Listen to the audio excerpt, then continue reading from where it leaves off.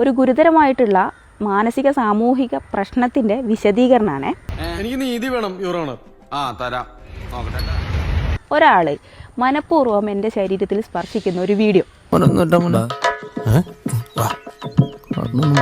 ഇതൊരു ചെറിയ തെറ്റല്ല, ജോക്കും അല്ല, അറ്റൻഷൻ സീക്കിങ്ങും അല്ല.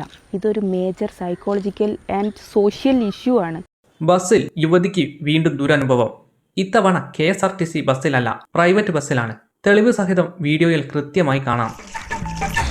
പെൺകുട്ടി മനഃപൂർവ്വം തട്ടാൻ നിന്നു കൊടുത്തതുപോലെയാണ് തോന്നിയത് എന്നാണ് ഭൂരിഭാഗം പേരുടെയും അഭിപ്രായം. ട്രെൻഡിനൊപ്പം അതുതന്നെ. കഴിഞ്ഞ ആഴ്ചയായിരുന്നു സമാനമായ വീഡിയോ ചർച്ചയായത്. ഈ വീഡിയോ കണ്ടിട്ട് ഇതിലും ഭേദം അവളാണ് എന്നാണ് പലരും കമന്റുകളിൽ പറയുന്നത്. ദൈവമേ, അപ്പൊ കുടുംബടക്കം കള്ളന്മാരാണ്. ഇതിപ്പോ തട്ടാൻ വെച്ചു കൊടുത്തതുപോലെയായി. പുതിയ സംഭവം നടക്കുന്നത് കണ്ണൂരിലാണ്. ഇത്തവണയും സംഭവം വൈറലായിട്ടുണ്ട്. മില്യൺ കണക്കിന് വ്യൂസാണ് ഈ വീഡിയോയ്ക്കും ലഭിച്ചത്. എന്നാൽ കമന്റ് ബോക്സിൽ നിരവധി പേരാണ് ഇതിനെ വിമർശിച്ച് രംഗത്തെത്തിയത്.